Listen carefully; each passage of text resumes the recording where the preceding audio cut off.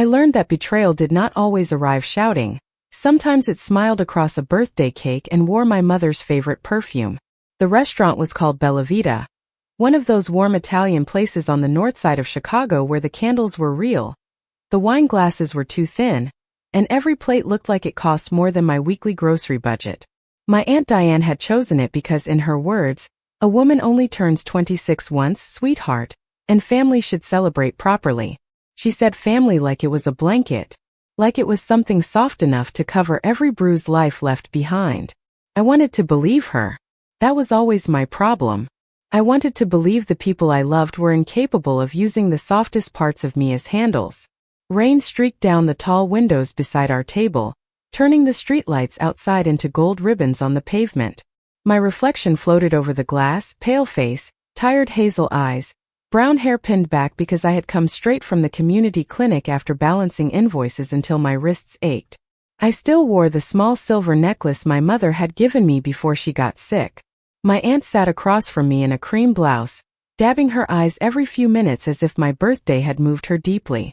Ryan Walker sat beside me, one hand resting near mine on the white tablecloth, close enough to look devoted, not close enough to feel warm. He was handsome in the careful way men became handsome when they practiced it. Blue tie perfectly centered, blonde hair combed back, smile measured for whoever might be watching. We had been engaged for 7 months before I returned the ring. He still came around. Still called me Claire Bear when he wanted something. Still told people we were complicated, which was a softer word than over. The others were familiar faces from my life, people I had trusted because trust had been expected of me. My aunt's accountant friend. My clinic manager, Paula, who called me kiddo even though she had signed my paychecks for 4 years. 2 cousins who never visited unless Diane needed witnesses for her version of love. The cake arrived at 9:15, white frosting. Raspberry filling, 26 thin candles trembling in the draft from the front door. Everyone sang. Diane cried again. Ryan touched my shoulder. Paula lifted her phone to record. I remember thinking the moment looked beautiful from the outside. That frightened me later. How beautiful a lie could be when everyone at the table knew their lines. Make a wish, Diane said, her perfume drifting toward me, powdery and floral, the same kind my mother used to wear to church. I closed my eyes. I wished for a quiet year. Not happiness. I had stopped being greedy with God. Just quiet.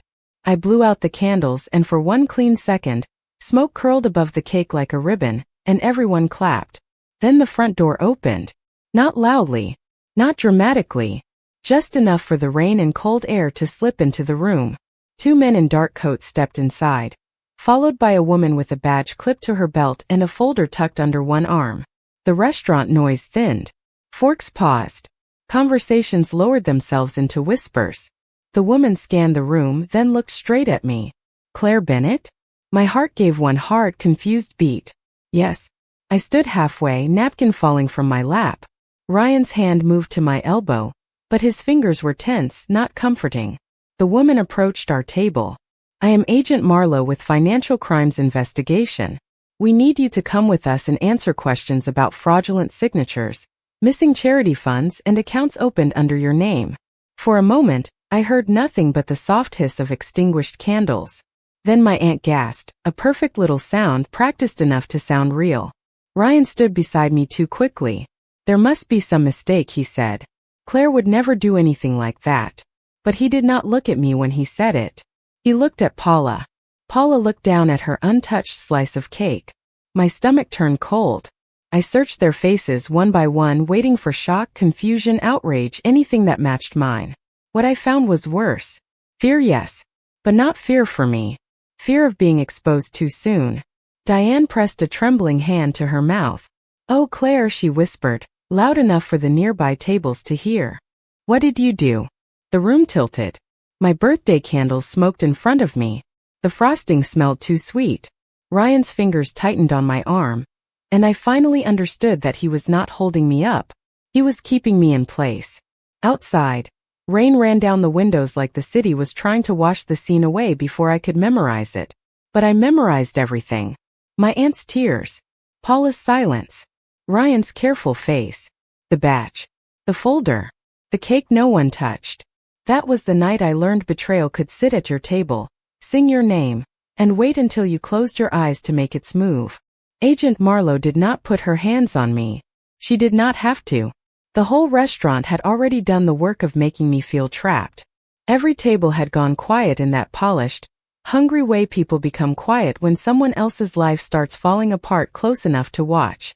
I stood beside my birthday cake with smoke still curling from the candles, my napkin on the floor, Ryan's fingers wrapped around my elbow like concern with a pulse.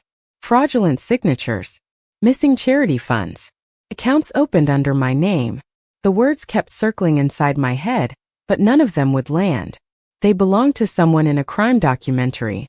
Someone with secret passwords and offshore accounts. Not me. Not the woman who clipped coupons for laundry detergent, worked late to fix other people's billing errors, and kept a spreadsheet of every dollar the clinic spent because donors deserved honesty. I looked at Paula first because she was my manager, because she had trained me, because she once brought soup to my apartment when I had the flu. Paula, tell her this is wrong. Her face crumpled, but her eyes stayed dry. Claire, she said softly, I told you those forms looked unusual. You told me not to worry. My mouth opened, but no sound came out. That was not true. It was not even close to true. I turned to Diane. Aunt Diane, please. Her hand pressed harder to her mouth. She shook her head like I had broken her heart instead of the other way around. Sweetheart, we tried to help you. Tried to help me with what? My voice cracked across the table. Ryan stepped in smoothly, too smoothly. Claire, let us not make this worse in public. Agent Marlowe's gaze moved to him. And you are? Ryan Walker. Her former fiancé. Family friend. He said former like it tasted noble. Like he had survived me. Agent Marlowe glanced at the folder. You may be named in several related documents as a witness.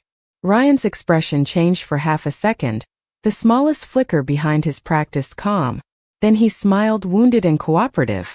Of course. I will help however I can. That was when I knew. Not everything. Not the shape of it yet. But I knew the room was not confused. It was coordinated. I pulled my arm away from him.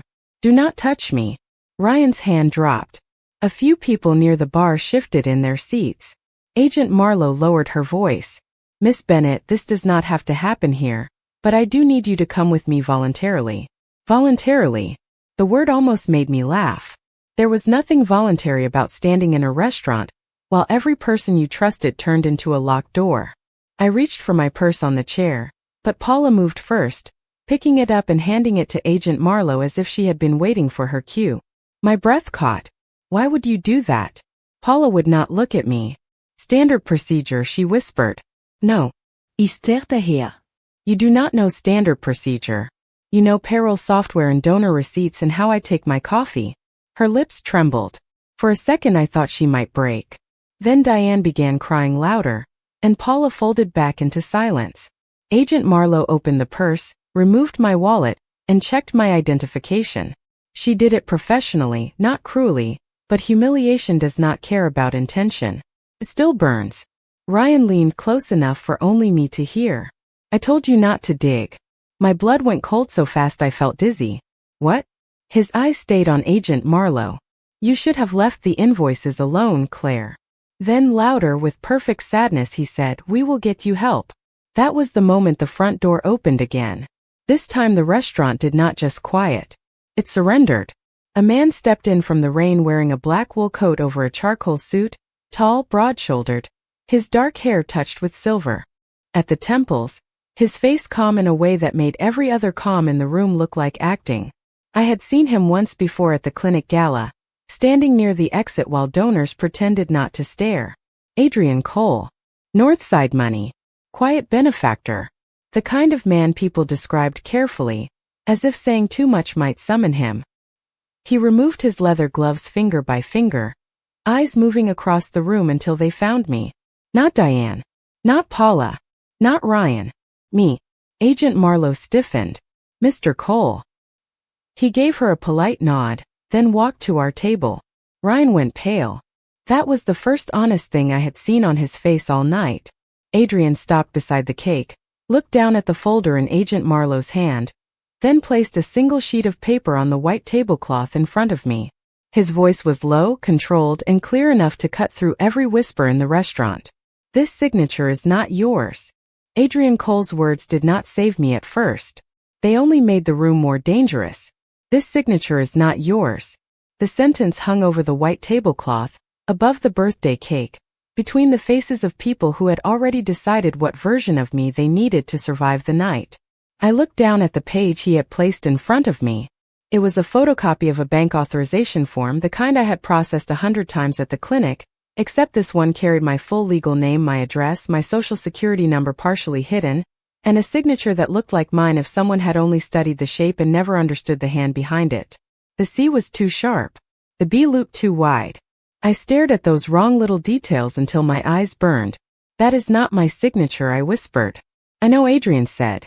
Agent Marlowe looked at him carefully. Mr. Cole, this is an active investigation. Then investigate, he replied, still calm. Do not perform dinner theater for the people who staged the crime. Diane made a wounded sound. How dare you? Adrian did not even look at her. Ryan did. That was his mistake. His eyes snapped toward my aunt too quickly, and in that tiny movement, something between them became visible. Not love. Not loyalty. Coordination. My stomach turned. Paula's hands were clenched in her lap now, knuckles pale against the dark fabric of her dress. She looked like a woman praying for the floor to open, not because she was innocent, but because she was tired of standing. Agent Marlowe picked up Adrian's page. Where did you get this? From the same place your office should have looked before walking into a restaurant on a birthday night, Adrian said. The original bank file. The timestamp. The security stills from the branch on Clark Street. Claire Bennett was at the clinic when this document was signed. 8 miles away on camera, arguing with a printer that jams whenever it rains. Against my will, a broken laugh slipped out of me. The printer did jam when it rained. It always did. I had told Paula we needed a new one for 6 months. She had said donors did not like administrative expenses. Paula looked down harder. Agent Marlowe's expression shifted, not softening exactly, but sharpening in a different direction. Ryan stepped closer to her. With respect, anyone can make documents appear convenient. Adrian finally turned his eyes to him. Yes, that seems to be the theme of your evening. Ryan's face flushed. Adrian's voice lowered. Sit down, Mr. Walker. No threat. No raised volume. Still Ryan sat. I hated that I noticed how quickly he obeyed. I hated that a part of me, the scared part, was grateful someone in the room had more power than the people who had trapped me. Adrian looked back at Agent Marlowe. The missing money was routed through 3 shell vendors. 2 were connected to the clinic's procurement system. 1 was created using Miss Bennett's identity. None paid her. None benefited her. Her bank account has less than $400 in checking and an overdue electric bill. Heat climbed my face. The restaurant did not need to know that. Adrian's eyes flicked to me, and for the first time something like apology crossed them. Brief. Controlled. Gone. He continued anyway because the truth was ugly, and apparently ugliness did not become less public just because it belonged to me. The money touched accounts tied to Walker Consulting, Paula Reeves's brother-in-law, and a trust managed by Diane Mercer. My aunt stopped crying. Completely. The silence she left behind was louder than the tears. I turned toward her slowly. Diane? Her mouth opened, closed, opened again. Claire, sweetheart, you have to understand. No, I said. The word came out small, but it was mine. You do not get to start with sweetheart. Adrian stood beside me, not in front of me. That mattered, though I did not know why yet. Agent Marlowe closed the folder. Miss Bennett, I still need your statement, but you are not being taken anywhere tonight. Ryan shot to his feet. That is absurd. Adrian's gaze moved to him again. You should save your energy. You will need it for your lawyer. Ryan looked at me then, and for the first time he forgot to look kind. You have no idea what you just did. The old Claire would have apologized for making him angry. The old Claire would have searched his face for the man she thought she loved. But that woman had been left somewhere between the candles and the badge. I looked at the man who had once called me complicated because broken was too honest. Yes, I said, my voice steadier now. I think I finally do. Agent Marlowe asked for my statement in a private room near the back of Bella Vita, but there was nothing private about what had happened to me. The restaurant still breathed on the other side of the wall, low voices, clinking glasses, the soft scrape of chairs as strangers tried to return to dinner after watching my life come apart between dessert plates. I sat at a narrow office desk with a framed health inspection certificate above my head and a birthday candle stain on my sleeve. My hands would not stop shaking, so I folded them beneath the table where no one could see. Adrian Cole stood by the door, not leaning, not pacing, just still in that controlled way that made the room feel smaller. Agent Marlowe had offered him the hallway. He had looked at me instead. I had not asked him to stay. I also had not asked him to leave. That was the strange thing about the worst night of your life. Sometimes survival came down to choosing the witness you could bear. Tell me when you first noticed irregularities at the clinic, Agent Marlowe said. Her voice was gentler now, but gentleness after humiliation felt like a bandage offered after the crowd had already seen the wound. 3 weeks ago, I said. A vendor invoice for medical supply cabinets. We never received them. Paula told me it was a duplicate entry. Then there were 3 more. Same vendor, family, different names. I sent emails. Ryan told me not to dig because I was making people nervous. Agent Marlowe wrote that down. Diane's name came up when? My throat tightened around my aunt's name. Tonight. Before that, I knew she helped me with paperwork after my mother died. Insurance forms, guardianship records, taxes. I was 17. I trusted her. The pen paused. Adrian's eyes lowered, not to hide something, but as if he understood the weight of that sentence too well. I was 17. I trusted her. Some betrayals were not a single act. They were renovations. Quiet rooms built inside your life while you were too young to read the blueprints.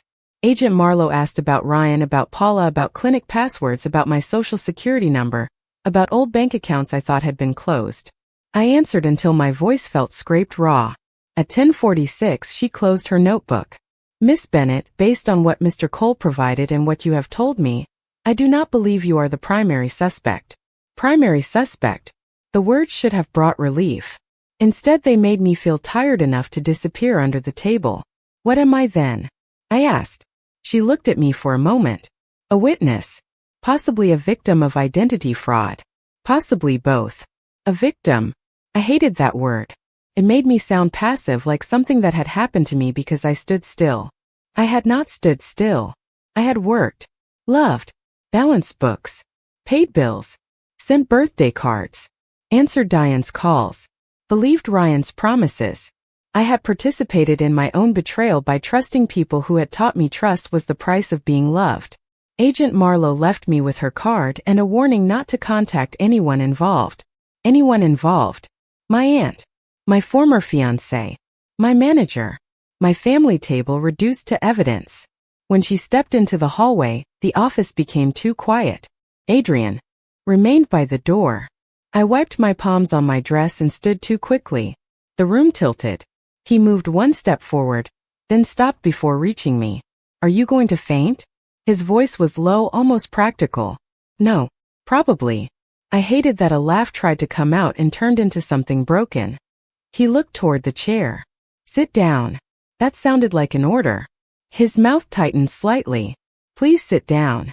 I sat because my knees had already voted. He took a bottle of water from the desk, opened it, and placed it near my hand without touching me. Why are you helping me? I asked. His eyes moved to the wall behind me, then back.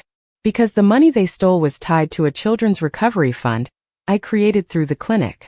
I thought I was paying for therapy rooms, medical equipment, safe transportation. Instead, your name was being used to drain it. So this is about your money. Partly. At least he did not lie. Then he added, but I watched you at that clinic for 6 weeks. You stayed late. You corrected mistakes that would never benefit you. You argued with donors who treated poor children like tax deductions. You were the only honest person in a building full of smiling thieves. My chest hurt. You do not know me. No, he said. But I know what guilt looks like. You did not have it. Outside the office, Diane's voice rose, sharp now that tears had stopped working. Ryan answered in a low tone. Paula was crying. The sounds braided together through the door, familiar and foreign at once. I stood again, slower this time. I want to go home. Adrian's expression changed so slightly most people would have missed it. I did not. What? I asked.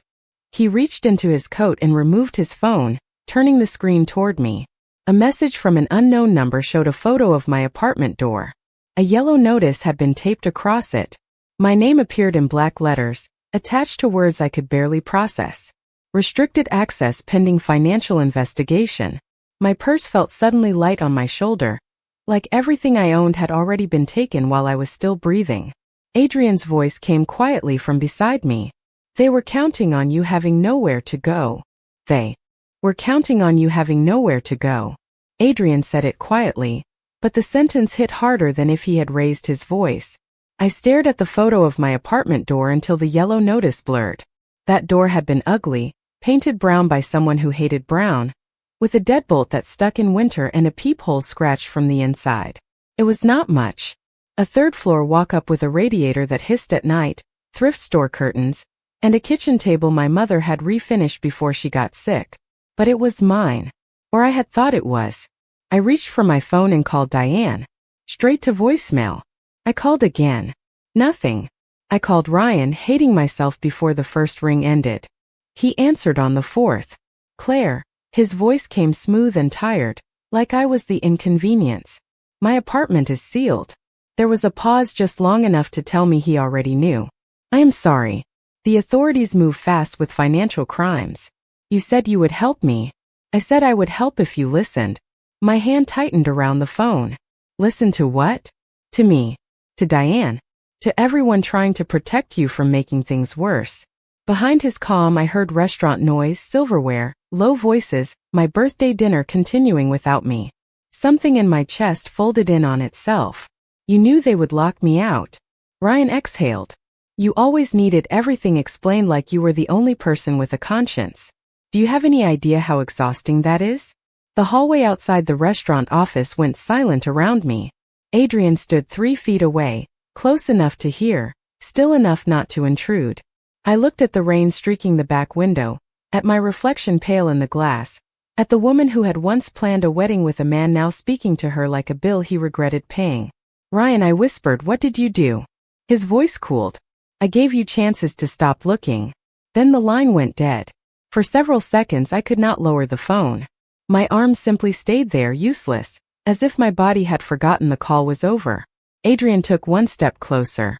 Not touching. Never touching unless invited. That restraint frightened me because it made the others look even worse. Do you have anyone else to call? He asked. I almost said yes out of pride. Then the faces came and went inside my head. Diane. Ryan. Paula.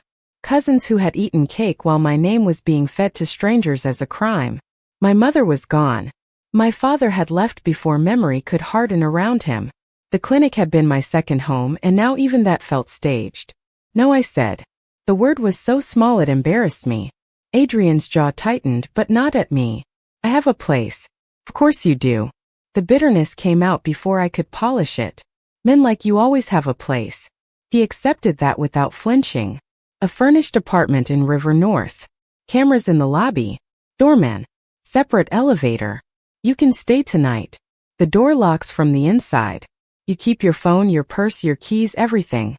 I will not be there unless you ask. I stared at him. Why would I trust you? You should not, he said. Not yet. Then why offer?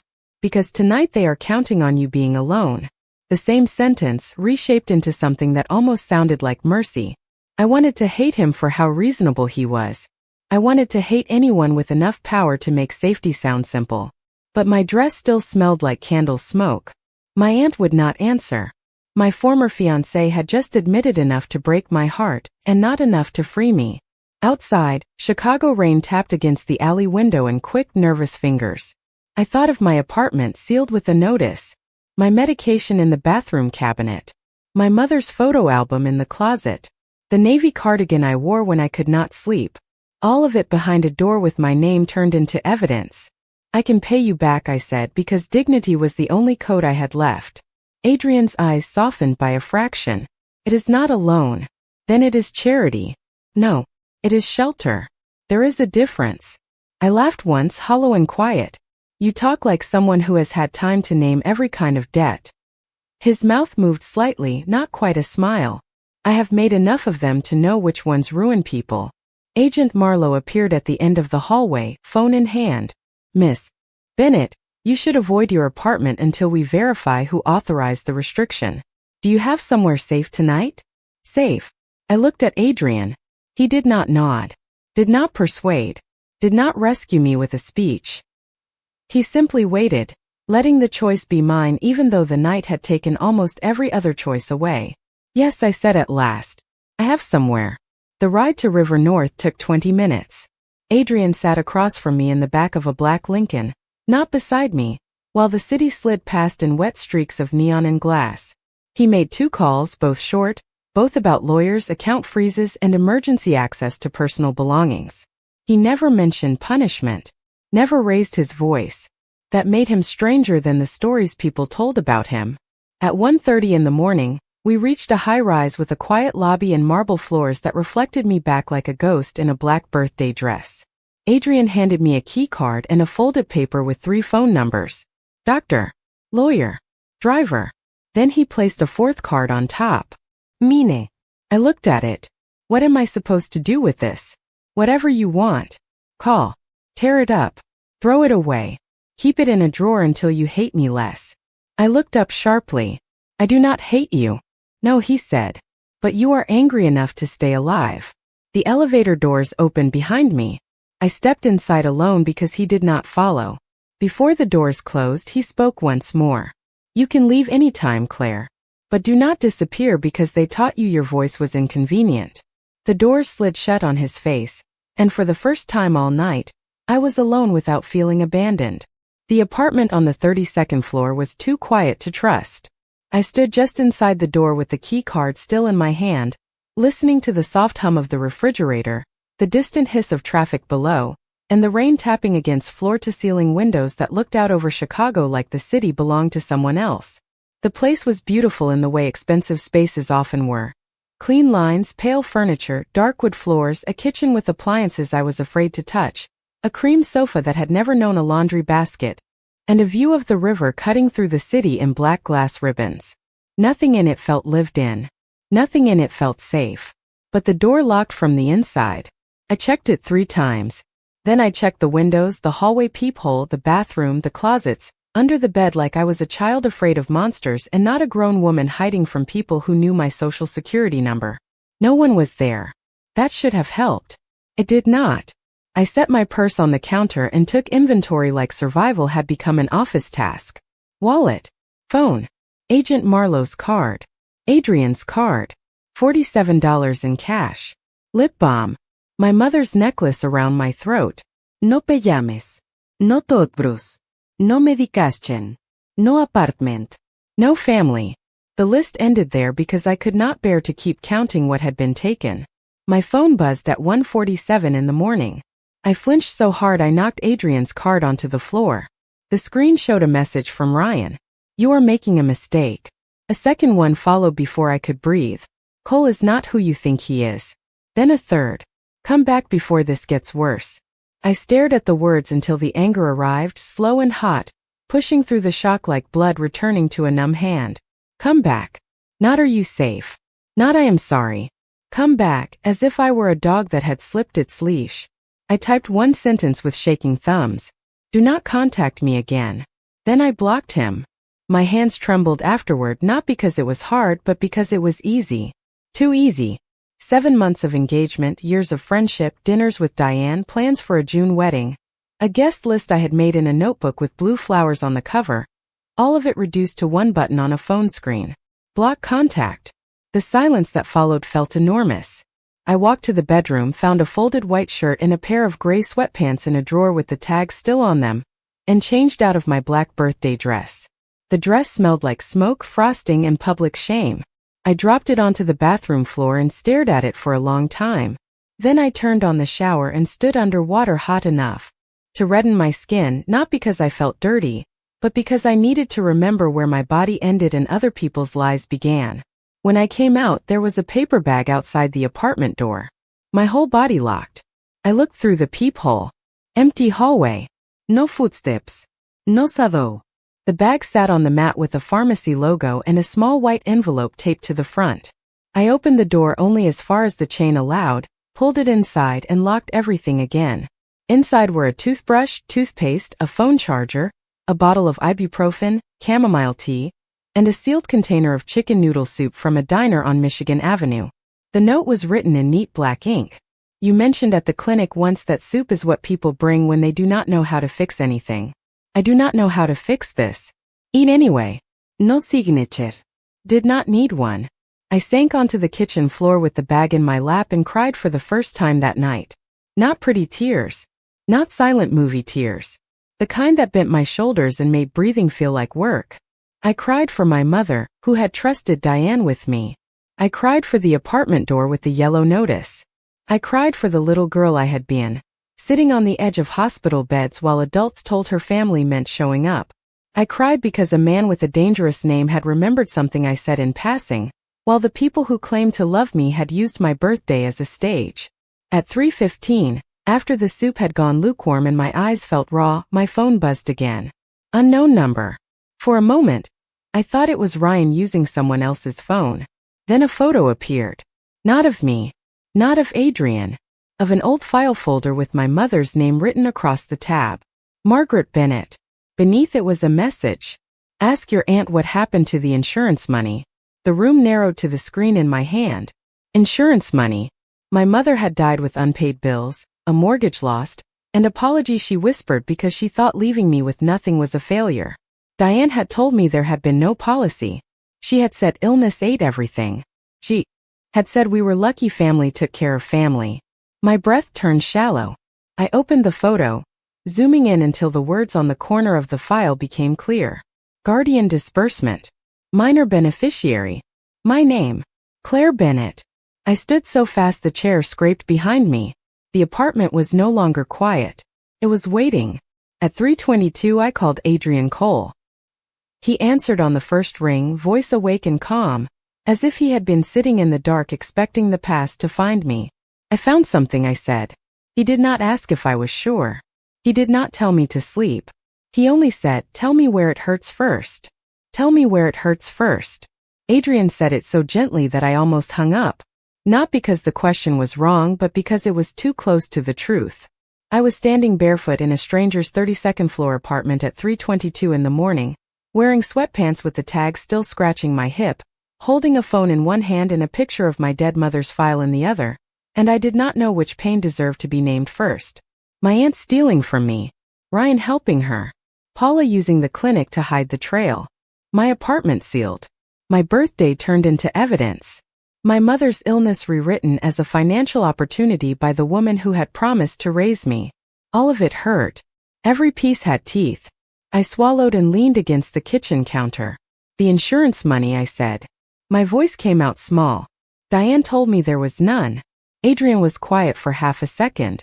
Then paper shifted on his end of the line. There was a policy. $52. It was supposed to be released to you when you turned 18. My hand closed around the edge of the counter. $52. Not millionaire money. Not movie money. But enough for rent deposits, tuition payments, emergency savings. A life where I did not have to choose between replacing tires and buying groceries. Enough that my mother could have died knowing she had left me a bridge instead of a cliff. Diane said medical bills took everything. They took a lot, Adrian said. Not that.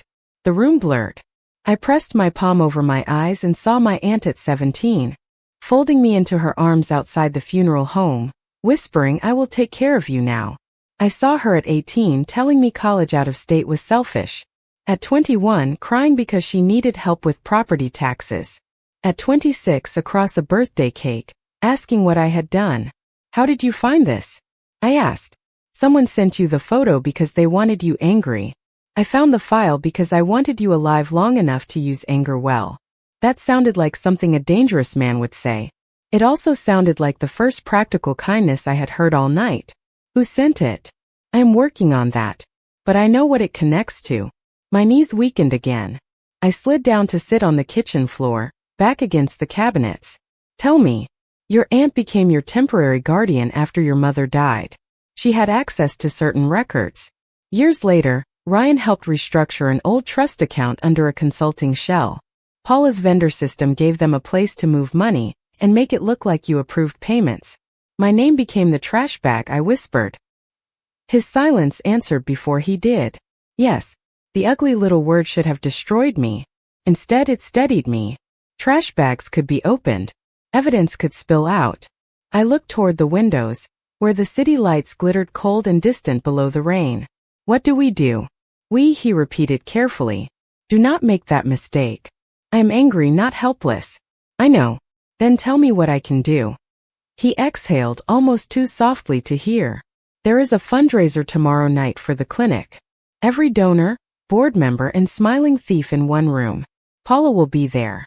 Diane will be there if she thinks she can control the story. Ryan will be there because men like him mistake a suit for innocence. I looked down at my bare feet on the polished floor. You want me to walk into that room? No. I want you to decide whether your voice belongs there. The difference mattered. I hated that I heard it. By sunrise, Adrian's lawyer had sent documents to Agent Marlowe. By 8, a courier delivered copies to the apartment. By 9, I was sitting at the glass dining table with coffee I could not taste, reading through the architecture of my own ruin. Bank forms, vendor records, screenshots, old insurance papers with my mother's name typed across the top. My aunt's signature appeared in places it should not have been. Ryan's company appeared as a witness, consultant, guarantor. Paula's login approved the entries. Every page felt like another hand reaching back through time to touch something I thought grief had protected. At 11, Adrian arrived. He knocked, though it was his apartment. I opened the door with swollen eyes and a folder hugged to my chest. He stood in the hallway holding a garment bag, a paper cup of coffee, and nothing that looked like pity. I did not ask for clothes. No, he said. But your dress from last night is evidence, and the fundraiser has a dress code. I stared at the garment bag. Is it black? Yes. Good. He handed it over. Simple. Not flashy. No diamonds, no debt. I almost smiled. Then I remembered smiling still hurt. Adrian remained outside the doorway, not crossing the threshold. Why do you do that? I asked. Do what? Wait like I own the room. His eyes held mine. Because tonight you lost too many doors. I will not take this one. Something in my chest loosened and ached at the same time. I stepped aside. You can come in. He entered slowly, as if permission was sacred because it had been rare. We spent the afternoon building the truth into a shape I could carry without collapsing. Not revenge. Not drama. A sequence. First the signature. Then the insurance file. Then Ryan's message. Then Paula's vendor approvals. Then Diane's trust records. At 5:30 I put on the black dress. It was plain, long-sleeved, modest, and stronger than I felt. I pinned my hair back. I touched my mother's necklace. In the mirror I did not look healed. I looked awake. Adrian stood near the elevator when I came out, charcoal suit, black coat, expression unreadable except for his eyes. You do not have to do this tonight, he said. I know. Do you want me to speak? No. He nodded once. Good. The elevator doors opened. My reflection appeared beside his in the metal walls. A tired woman in black and a dangerous man who had finally understood the assignment was not to save me louder than everyone else. It was to make sure the room could hear me when I chose to speak. At the lobby, rain flashed under the streetlights, and the black Lincoln waited by the curb. I stepped into the cold Chicago night with the folder under my arm and my mother's name against my heart. For the first time since the birthday candles went out, I was not walking toward a trap. I was walking toward a microphone. The fundraiser was held in the glass atrium of the Harrington Hotel, a place designed to make generosity look expensive. Chicago glittered beyond the windows, wet and gold under the rain, while inside donors drifted beneath white lights with champagne flutes in their hands and charity smiles on their faces. I had balanced invoices for most of those people. I knew which ones gave because they cared and which ones gave because cameras were present. Until that night, I had been invisible to them in the most useful way. The girl at the clinic desk. The one who sent receipts. The one who knew where the extra pens were kept. The one no one imagined would stand at the front of a ballroom with a folder full of their secrets. Adrian entered beside me but half a step behind, exactly as I had asked without having to ask twice. He wore a charcoal suit and a black coat, his expression unreadable, his presence changing the air around us. Conversations thinned as people recognized him. Fear traveled quietly through the room, passed from face to face like a candle flame. Paula saw me first. She stood near the donor wall in a navy dress, pearls at her throat, a name tag pinned straight over the heart she had spent years pretending was soft. Her wine glass paused halfway to her mouth. Then Diane turned. My aunt wore cream again, as if innocence had a uniform. Her face went pale beneath her makeup.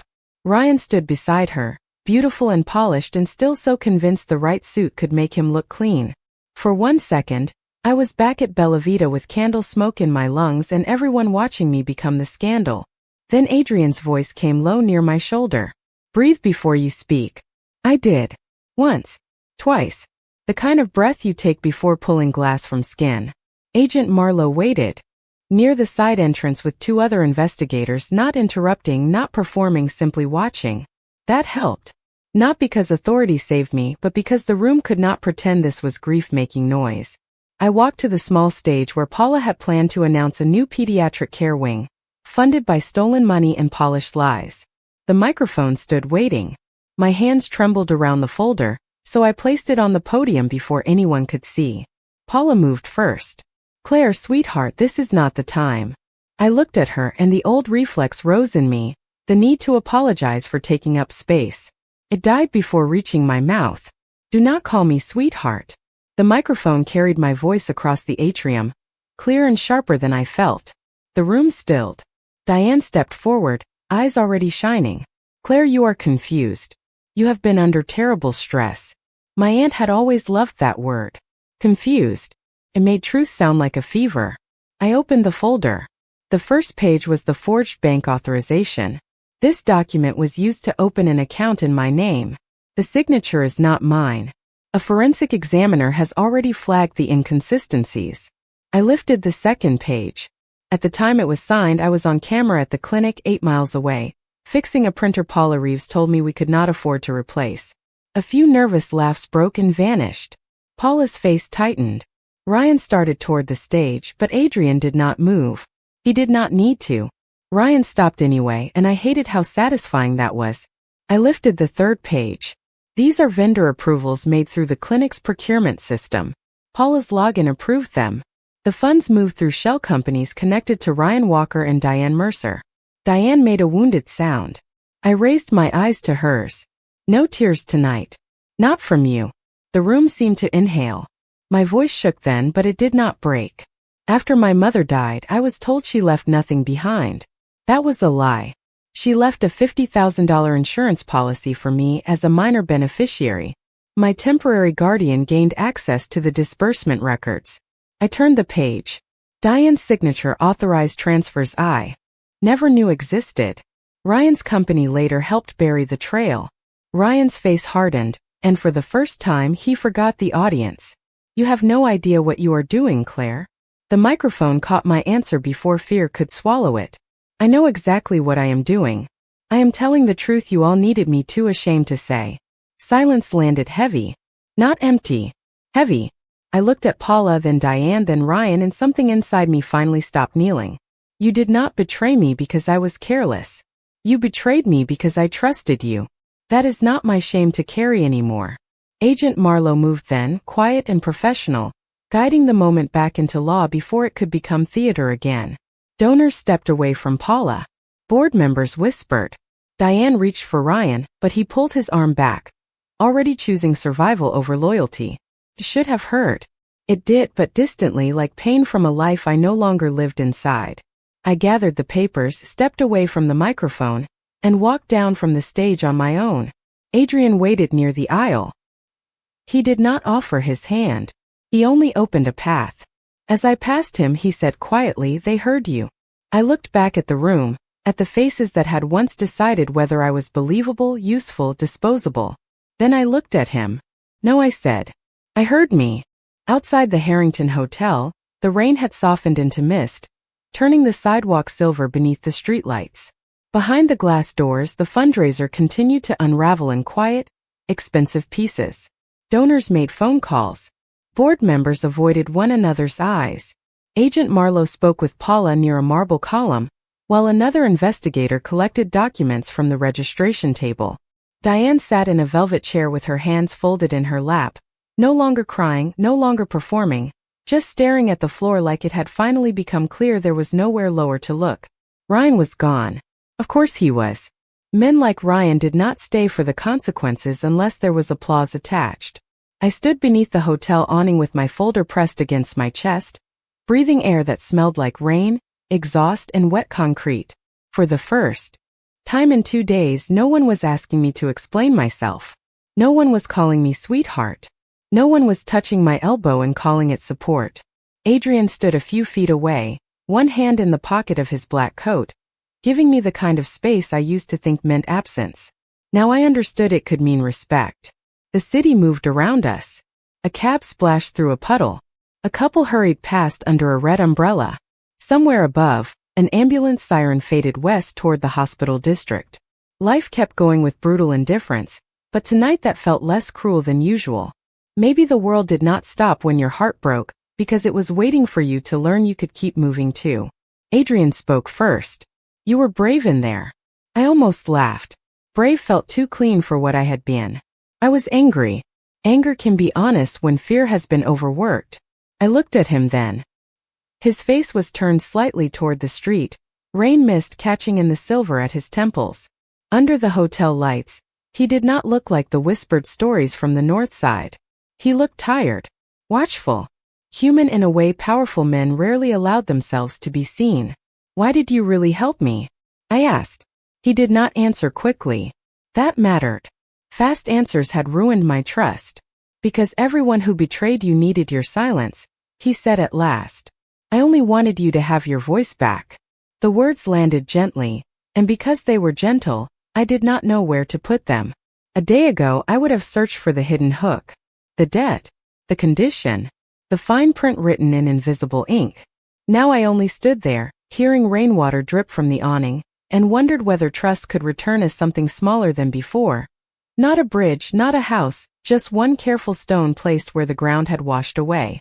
I am not ready to trust you, I said. Adrian nodded. Good. My eyes narrowed. Good. Trusting me tonight would mean the lesson cost you nothing. I felt that in my chest. Not as romance. Not yet. As recognition. A man who wanted to own my gratitude would have looked wounded. Adrian only looked relieved that I still belonged to myself. Agent Marlowe stepped outside. Then, holding my folder copies in a sealed evidence bag. Miss Bennett, she said, we have enough to move forward. Your apartment restriction should be lifted by tomorrow afternoon. We will arrange access with an officer present just to be safe. Thank you, I said. The words felt strange because they were not an apology. She gave me a card with a new case number written on the back and returned inside. Tomorrow afternoon. My apartment. My mother's photo album. My cardigan. My chipped blue mug. Ordinary things waited behind a sealed door, and suddenly ordinary felt like a kingdom. Adrian's car pulled to the curb, but he did not open the door. He looked at me instead. Where do you want to go? The question was so simple that it nearly broke me. Not where should I take you? Not here is what happens next. Where do you want to go? I thought of the high-rise apartment with the quiet locks. I thought of Bella Vita, the cake, Diane's perfume, Ryan's hand on my arm. I thought of my mother's name on an insurance file and the girl I had been, believing love had to be earned by being useful. Somewhere with coffee, I said. Real coffee. Not gala coffee. For the first time, Adrian almost smiled. There is a diner on Wells Street that burns everything except the coffee. Perfect. We walked there instead of taking the car. It was only 4 blocks, but the distance felt important. My heels hurt. The bottom of my dress brushed against rain-dark pavement. Adrian stayed beside me, never ahead, never steering. At the diner, we sat in a booth by the window under a buzzing neon sign. I ordered pancakes at 11:30 at night because no one could stop me. He ordered black coffee and did not comment when I poured too much syrup. We spoke little. Silence, I discovered, did not always mean abandonment. Sometimes it meant 2 people letting the damage settle without trying to decorate it. By morning, the city was washed pale and new. I did not become healed overnight. Diane's betrayal still lived in my bones. Ryan's voice still echoed when my phone buzzed. Paula's silence still hurt in places I could not name. But the next day, I went back to my apartment with Agent Marlowe, opened the door, and took my mother's photo album from the closet with my own hands. A week later, the clinic board suspended Paula. 2 weeks later, the recovery fund was frozen, audited, and rebuilt under public oversight. 1 month later, I started working part-time at a legal aid office helping patients understand medical bills before paperwork could become a weapon. Adrian sent soup once, then coffee, then nothing for a while, which somehow meant more because it asked nothing from me. When I saw him again, it was outside the clinic after sunset, standing by the curb with his hands visible and his car parked half a block away. I asked if he was waiting for me. He said, "Only if you want someone to walk with you." I looked at the sidewalk, at the streetlights, at my reflection in the clinic glass. I still did not know if I could trust him, but I trusted my own voice when it answered. "1 block," I said. "Not farther." He nodded like 1 block was a vow. And maybe for people like us it was. I had spent years mistaking loyalty for silence, family for sacrifice, love for usefulness. That night I learned a different truth. The people who break you often demand your quiet. The people who help you heal make room for your voice, even when it trembles.